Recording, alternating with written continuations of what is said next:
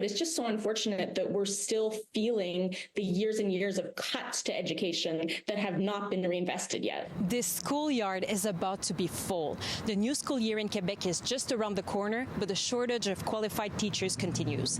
About 20,000 new students could be added to the province's public elementary and secondary schools during the year. To help cope with this influx of students, Quebec estimates that around 1,000 additional teachers will need to be hired over and above the current unfulfilled positions for the fall. What happens throughout the school year is that we do resorb that deficit of teachers, but unfortunately we're often relying on unqualified individuals to come in and fill those gaps, which is less than ideal. They have class assistants, but I think it'll help. We've had some pilot projects and they're very successful, but again, it's probably not enough to service everybody. And when we look at a year where we'll have new immigrants, we'll have new arrivals, and we'll be unfortunately sending a lot of those students into modulars, into little portable classrooms that are set up in the parking lot. And I really don't think that's what our students deserve in Quebec. Last year, Education Minister Bernard Drinville reported a shortage of over 8,500 teachers just before school year began. To prevent a repeat, teacher Robert Green says the CEQ government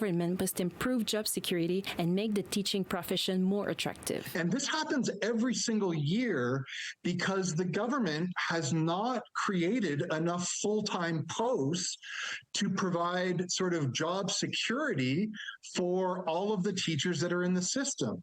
So, at any given moment, you've got a third or more of the teaching corps that don't have job security, that are working year-to-year contracts, despite the fact that the government knows full well that their services are needed on a full-time, ongoing basis. On Wednesday afternoon, the Education Ministry announced a press conference scheduled for Friday in Montreal, where Drinville is set to address staffing shortages and more. Last June, and likely this September, we were dealing with conditions of heat in our classrooms that are frankly unsuitable for learning.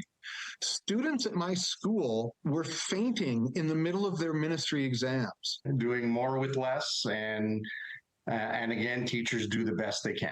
In Montreal, Johanie Bouffard, City News.